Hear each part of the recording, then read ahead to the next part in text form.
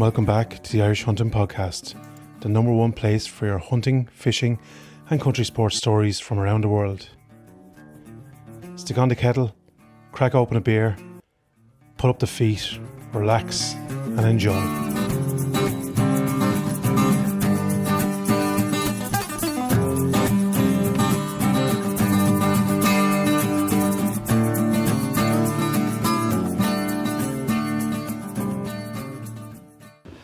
Right, no kissing, straight in, Mr. Barry Smyth. So I suppose I'll kick it off with terms of intro, and then I'll ask you just to give a little bit of a background. So I asked Barry to come on because he is, in my eyes, a guru when it comes to fitness. Look, you've worked in this space, you've gone to college, third level education in this space, and you've done it at a really high level. So I was looking to get your perspective from a hunting aspect, and not just hunting, but like we spoke about on the way down, things outside of our control that affects performance, the fueling, obviously your fitness routine, yourself, your mindset. I want to touch on it all, but from a hunting perspective, if that's all right. Yeah. And like, you can steer it any way you want. Yeah. And then we'll take it from there. Just loosey-goosey. Yeah. Right, so give us a little bit about yourself, So, Mr. Smith. my name is Barry. So I'm in the whole sporting background for about 20 years. Didn't come from it at all. I was a very unathletic person as a kid, but I just got into more the academia and more how the body worked. And then that translated into my own sporting activities, and then into triathlon, very much into endurance sport, which naturally translated into wanting to learn more about the body, which brought me into strength and conditioning, and then ultimately brought me into coaching and coaching people of all shapes, sizes, ages, from top level, elite level performance to recreational and beginners. But what was a big interest for me was just how were people developing, how the body was responding to stresses, and how people actually enjoyed progression more than anything else. And I think that's probably applicable to this here, because we're talking about hunting, but I obviously know nothing about hunting. I'm not going to pretend like I do. But what I do understand is I understand the human body and how the body reacts to stress. And there's a lot of common themes that are with hunting and sport, even object fixation and manipulating some sort of an object, whether it be a ball, whether it be a bicycle. You still have that same thing with hunting. So it is very applicable, and there's a lot of stuff there's a lot of crosstalk between the two of them, which is good. And as I said to you on the way down, I think a big thing that we see, and we see this in the sports that I'm involved in, is everyone gets fixated on how to become a better triathlete by focusing on what gear, what bike they can buy. And I'm sure in hunting it's the same thing. People focus on what weapon I can get, or what scope can make me better, or the heat thermal. 100%. There'd be a bit of snobbery in terms of hunting equipment. Yeah. People have their own opinions of what type of rigs work best for what type of quarry that they'd be chasing, what type of calibers, and then obviously the brand names and marketing plays a huge part in it. But there is, and look, in recent years, I suppose I'd be a little bit guilty of turning into a bit of a gun snob. I want the best. I want to buy once, cry once type of thing. But it is definitely there. Yeah. But that doesn't make you a good hunter. Yeah. It doesn't prolong your ability to be able to hunt into later years. Exactly. And that's what I want to aim some of this at. Is how do I prolong my hunting experience into later years? Yes. If that's even possible. Yes. And like we talk about this, and everyone is going to be coming on, or everyone will be listening to this, and they'll all different scopes and all the different weapons and all the different opinions. But the one same thing, physiology. They're all the same. They're all humans. So like a big saying I always had is humans before hardware. And that's what we need to look at. You need to turn the scope inward and have a look to see, how do I get better at hunting by what I do for myself? Like I'd ask you a question, you hunt, you do some extreme stuff. How much training outside of hunting do you do for that? In the gym, for example? Honestly, in recent years, nothing. Very, very, I might get a burst of energy and decide I'm going to go for like a week, and then that falls off. And I don't know, the older I'm getting, the less motivation I suppose I have. And in return, I do suffer when I'm out. Now, like there's hobbyist hunters, and then there's ones that start pushing the limits. They might hunt for a week straight. They might plan to go to New Zealand for I don't know, a month and live out on the ground. So it all depends on what you're trying to achieve. But I'll give you an example. Last year I went to Lambay. It was 3 days hunting solid. Like I was sleeping in a bed. Yeah. I wasn't fully out of my comfort zone, wasn't living off the ground, and my body suffered. Yeah. Like noticeably suffered. Mm-hmm. So even for small little hunts like that, I would like to get a little bit more prepared. Yeah. Yeah. Like if I give you an example, a hunt would normally be a track in, depending on the size of your ground. Yeah. Then find quarry, stalk it. Yeah. When you're comfortable, take your shot, a precision shot. So you have to do a lot of focusing. And then to come down after that shot, the relief, you find your quarry, then you start preparing it for the extraction out. So the extraction out is actually harder going than the walk in. Yeah. Would be the general Yeah.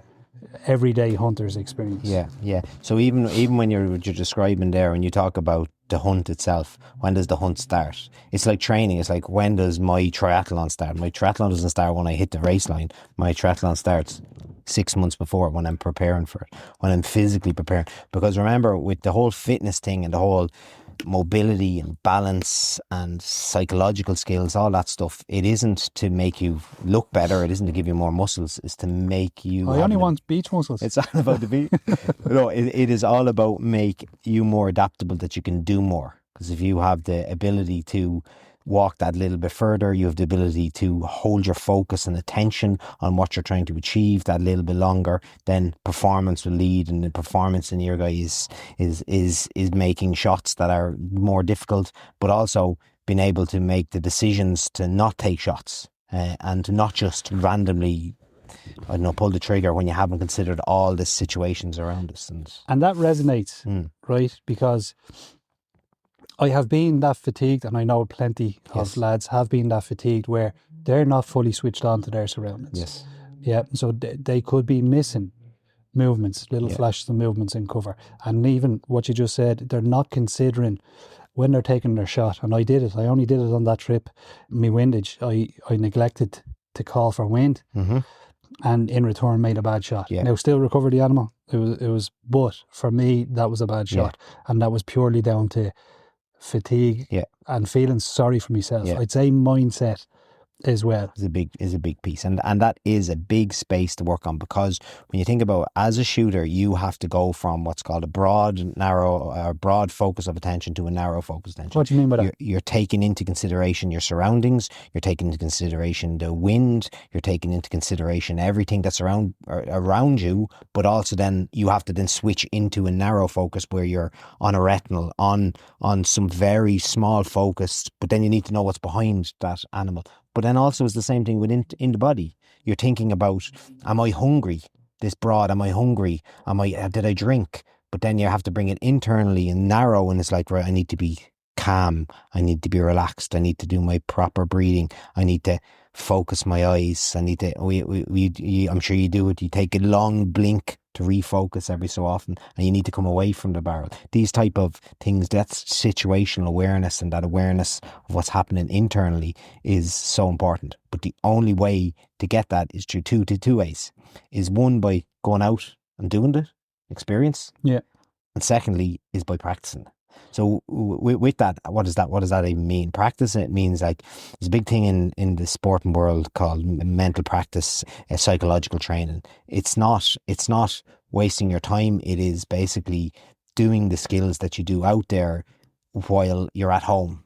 Whether that be focusing, looking out a window and focusing on the wind out that window, but then coming back into solely looking at something. These type of mental training. So it'd be like a shot routine. Yeah. So I could easily do that at home in the kitchen.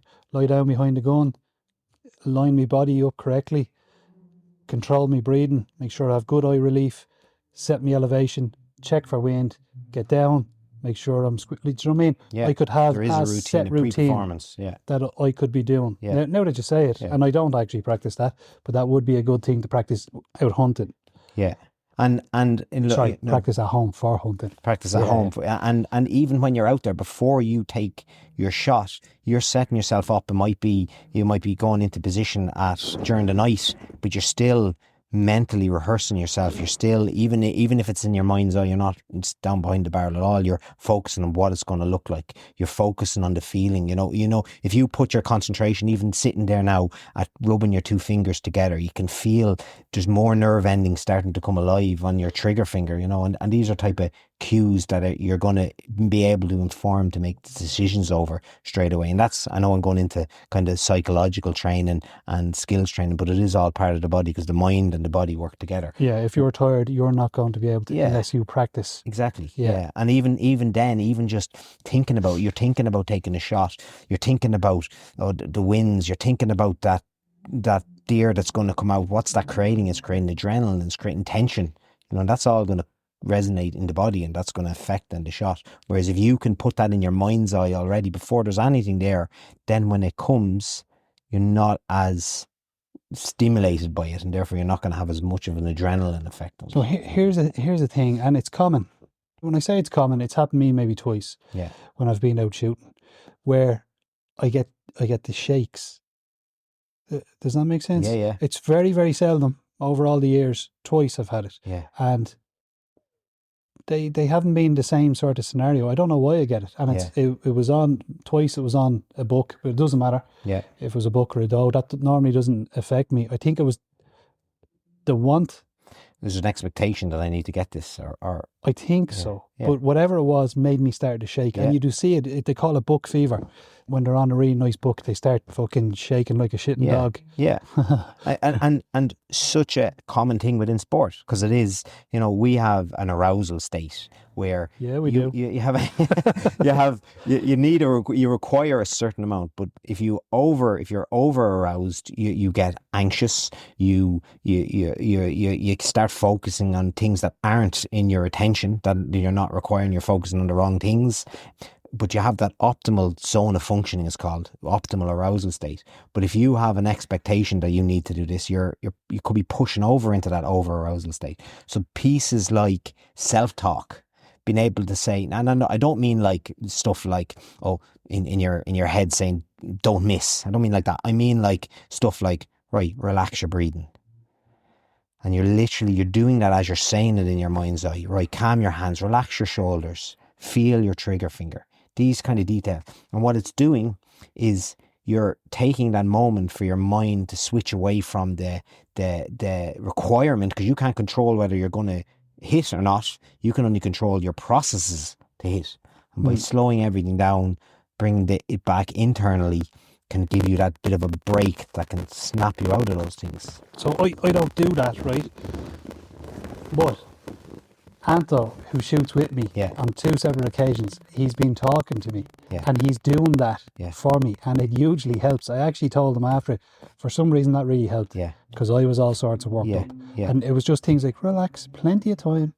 Stay calm. It actually, one was in the UK and one was here on a red. Now I sound like I'm panicking. I swear to God, I'm not panicking. Yeah, no, I know, But I'm being honest. Yeah. Him talking to me like that actually brought the tempo right down, made me more comfortable. No, I do see the better. Now, would I do it myself? But it's not verbal. Everyone has to hear it. Yeah, it's imagine someone in the forest hearing. You're scaring them. Stay calm. You're all right. Yeah. It's doing 2 things. So if you're saying very actionable words to feel the trigger on your finger or whatever, it's focusing your attention away from what you're trying to the outcomes, bringing your attention more onto the process. But it's also, it's like as they say, when your child's and not doing something that they shouldn't be doing, just take a few breaths. It's not because that breaths do happen, really. That breaths give your body enough time to get that information in, do something with it, and then respond rather than reacting. If you just immediately, it's the same thing again. You're having a response to a shot. You may need to take that time, but this sounds like a big long process. The more you practice it, the more then when you feel that coming on, you can switch back off again. Because it's not as if you're always going to have something down your crosshairs that you're trying to hit. You have to make that decision quick. But the only way to do that is by practicing it and doing it in doing it yourself, and doing that self-talk, or that's one way of doing it. Like there's so many different. There are actually a lot of decisions to be made when you're out there, because it's not just is that the right animal to take? Am I at the right distance? Is that the right wind? Is it a safe shot? Is there a backstop? Yeah. Like, if So I hit him many- at this angle, is Yeah. it going to be a clean pass through? Like, there's Yeah. in a split second, you have to make quite a number of And as an decisions. experienced shooter, have you been out with someone that they're looking down a barrel, or they're looking down a scope, and they're right, I'm ready to shoot this, and you're like, you actually don't see that there's something behind you, or they Yes. don't, or whatever. I've had it both ways. Yeah. I've had it where a younger shooter and an older shooter have looked to shoot with no backstop, and I've had it where at nighttime is quite dangerous to shoot. If you're just using a torch, you actually can't see behind that, even though you know the ground, you know there's a backstop, but there could be cattle now. Yeah, you don't know. These things move. Yeah. So And experience has gained you that. Yeah. Experience just because of years of doing it, but there also is, and they're not cheats, but you're mentally rehearsing it. You have a procedure that you go through in your mind's eye when you're sitting down behind that bar, or when you're sitting at home watching a hunting show, or watching something at home, just to make that little bit more fluid, make it a little bit better. And here's the thing: say the last season, come near the end of it. Not that I was burnt out, but I was sort of finished hunting. I was happy. Yeah. Is there any way of building up a resilience to that? A resilience to getting burnt out from the sport? Like that's probably, it's never really about motivation. It shouldn't be for a lot of these sports. It should be about commitment, and then in the end you get a result at the end of it. But it's a very hard one to kind of push into them terms, because you always want to be doing it because you're enjoying it. And by adding in stuff like, simple fitness training routines, so that you're able to do more when you go shooting, means that potentially it's more variable and it's more enjoyable. Or them issues when you're dragging something is now not as taxing, and it's not as frustrating, because you've told me stories about dragging stuff, and I mean, it's a different type of strength, and it's a different type of fitness, but it is a very trainable fitness, not just trainable when it happens, because that's not enough to train, because you're not doing it enough. Yeah. You need to be able to train it yourself, because it gives you more options then. And then what's that doing is creating much more, you're enjoying it much more. You're adding more to it, because you're seeing so many more variables with it. It's not just about going out for the shot, as you're well aware. Yeah. If you asked me before we even start this, what do I think a hunter does, bar talking to you pretty much every day, but listening to bits and bobs and being involved with shooting myself with other people, I would have said they sit at a tree for 6 hours and they take a shot, and then someone comes in with a quad bike and draws it in the back of it and drives off. There is that as well. Yeah. But there still is a case. No, they're not lifted into the tree and left there. They probably have to walk out uneven ground. They probably have to carry a bit of a weapon, and they have to know the system. And then they need to think about the shots. They need to do that side. Yeah, of the house. but see, predominantly older. Well, I suppose I'm older, no? Yeah. Maybe 45 on. You start thinking about, how do I make this a little bit easier? Yeah. Because you want to keep going. Yeah. And that's where the quad That's the bikes great come thing in. about this is fantastic, because my sport, you hit your older age, that's done. Whereas your sport, it keeps going. It keeps going for as long as you can. But it comes in cycles. So for me, 45, do I have 20 more seasons? Yeah. I don't know. Yeah. So on that train of thought, how would I prolong my hunting seasons? Like, what type of exercises, fuel, anything? Like for that age profile, and I know you have listeners that are females, it is strength training is so important, not only from the point of view of it is for hunting, because it makes you more durable, it makes you everything that little bit easier, therefore you can do more of it, you can do it more regularly, but also from a health perspective, all cause mortality is significantly reduced by doing some sort of strength training and also cardiovascular exercise. So are you simple talking stuff, and gym weights? It can be, or it can be body weight. It can be body weight. It can be, you want to do something that is improving bone mineral density. So jumping exercise is fantastic. Why is that important? Because as you get older, you're losing your bone mineral density is decreasing, and your body is it's starting to slow down. Has your deer got a temperature? We've got the solution for you. Visit gamecooling.ie for a full range of game cooling and game preparation solutions. And make sure to tell them we sent you. Okay, so that was another technical malfunction, probably done by me again. So we were just saying, would it be gym work or would it be body weight exercises? What do you think? Like it can be any of them, any type of physical movement that requires you to build up a bit of a sweat, get your heart rate going, and it can be jumping exercises as described, just to improve the bone mineral density, because as you get older your bone mineral density decreases, whereas doing impact exercises and doing resistance training improves bone mineral density. So it means that you're building a reserve. So when you get older, you're less liable to go over on your ankle potentially and break a bone, or you're less likely to do stuff like that. But the big theme is that it allows you then to stay going longer. It allows you to have an ability, so even having any bit of cardiovascular fitness and any bit of strength, it means that when you get into what you need to do, you're ready to go, rather than when you get into your final position, you're absolutely exhausted and you've used every bit of reserve that you have energy wise, and all you're doing is fit for sleep, and never mind having to switch on now and make decisions and perform, and ultimately what you're trying to do, which is shoot. So what I'm hearing is I probably have to work more legs, do I? A lot of leg work. Leg work is fantastic. Loads of legs. As you can see by my muscly legs if here. you can squat, it's fantastic. But it doesn't have to be even that. It doesn't have to be formal gym. It can be pulling, it can be dragging. But the key is with it is that, as I said, it's not about motivation to do it. It's about consistency of doing it. It's about setting yourself a routine that you can stick to, that works with your life, that I'll do 20, 30 minutes every second day is better than nothing. Simple is powerful because it's more likely to happen.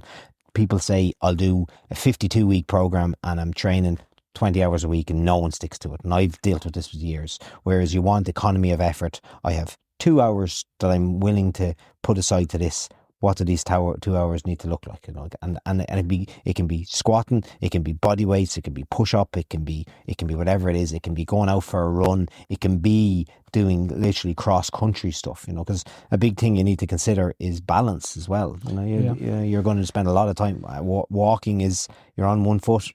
Simple as running, you're only ever on one foot. You never have 2 feet in the ground, so you need balance there. That balance, and you're going to cross uneven terrain. So there's no amount of strapping ankles or that is going to stop it. Whereas a little bit of balance training, stability training makes it so much better. And then core work for actually taking shots. They're all very simple things, and you don't have to make it into this.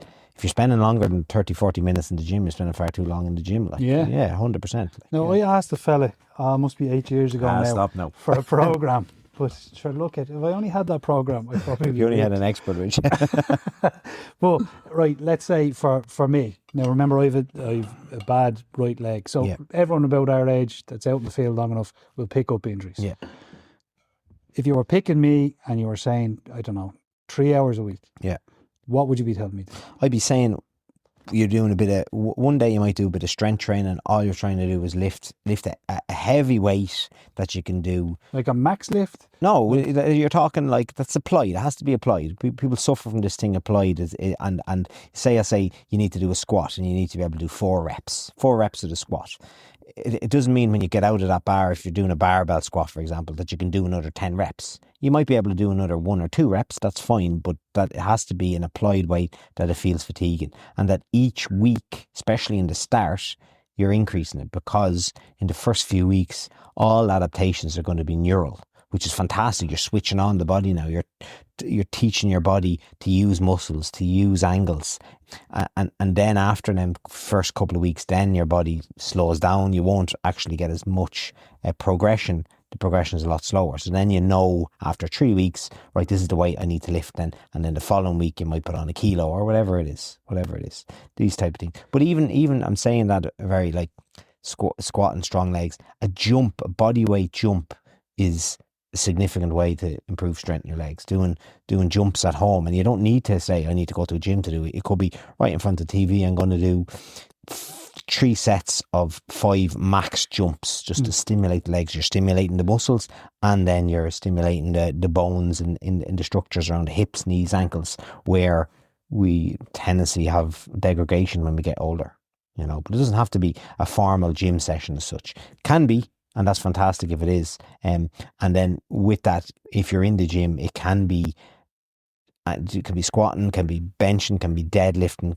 Stick with the compound big exercises. Compound exercises, and a little bit of cardiovascular exercise that gets the heart rate high.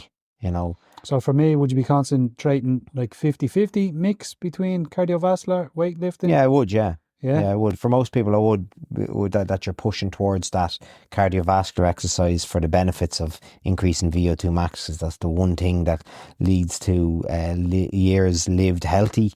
So your high intensity work, whether it doesn't have to be running, it could be cycling, it could be swimming, it could be running, it can be running, it could be climbing, it could be whatever it is. That's a cardio type exercise, and then your resistance training. So you might do 2 days a week in the gym, 2 days a week running.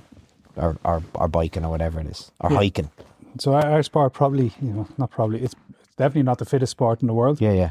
The average hunter probably isn't as fit as someone who does triathlon. Yeah, yeah. Or anywhere near it.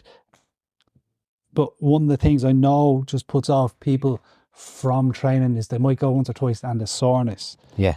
The soreness that hits them after it. Yeah. But first, what is that, and how do you get over that quicker?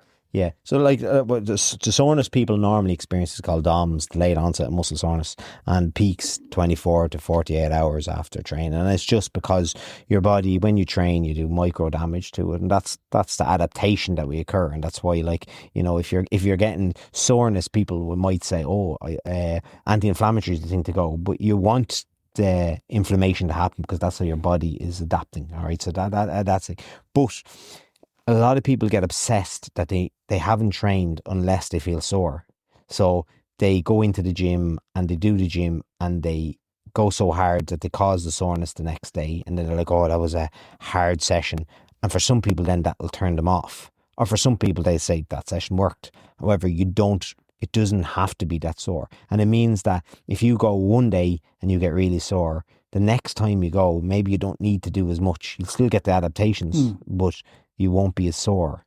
And also as well, there is a period in the first few weeks where that significantly reduces. So the first few times you go, you'll have a little bit more soreness, a little bit more stiffness. But then after 2-3 weeks of consistency, that'll significantly reduce to the stage where you don't want to, you won't even notice it. Feel it at all. And then that's when you have to revisit then, is this actually doing anything for you? Yeah. Yeah. So, yeah. But you're not looking to train to I mean, I would look at it for general public, not looking to train because they want to be a triathlete. They're looking to train because of what it allows them to do in their everyday life. For a hunter, it'll allow them to do much more scope, much more of an ability to expand their hunting skills, rather than allowing that to be the limiting factor. Yeah, I suppose, look, one of the sentences right at the start where you said, if your fitness is up, it gives you more ability to get the job done. Basically, in a nutshell. Yeah. Like, you're not suffering, or you are suffering, but you're still capable of getting up there and making sound decisions, taking your quarry and getting out of there. Yeah. So the fitter you are, the stronger you are, the better you're going to be overall. Yeah. Last thing, right, before I let you go, and thank you very much for doing this. Yeah. If I was going to New Zealand for a month, and it'd be hard slogging, and it is on the bucket list to go to New Zealand, let's not say a month, let's say my wife lets me go for 2 weeks, right? What type of food to sustain myself? Nutrition, talk to me. So it's probably the worst thing about nutritional advice and all that stuff is if someone's giving you, this is the magic answer, they're lying, because there is so many variables. There's so many. Go on. No, I have to caveat this with I have to carry this gear. Yes. Yeah. Okay. Yeah. Like for maybe a week at a time before I get resupplied, I'd have to carry that food and water. Yeah, and that's significant. Then, so I mean, that is going to base what you're carrying, what you're going to be bringing with you, as well as other kit. Because come back to that original thing that I said there, the human is the key thing for performance. The scopes and the other stuff are just additional auxiliaries. If the human isn't responding, isn't able, it doesn't matter what you have, what Gucci gear you have. So you need to prioritize fuel so that your fuel will keep you motivated, keep you energetic, will keep you going, and keep you cognitively there.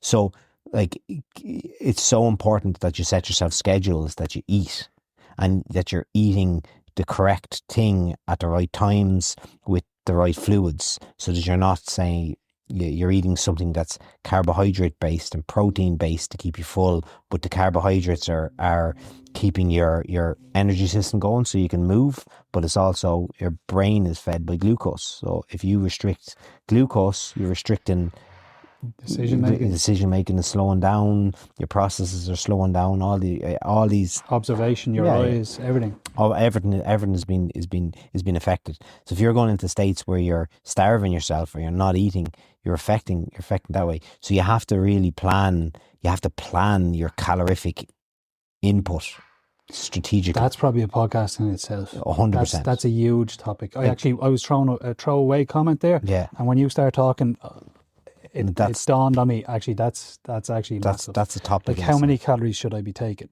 per day? How much of that is broken in?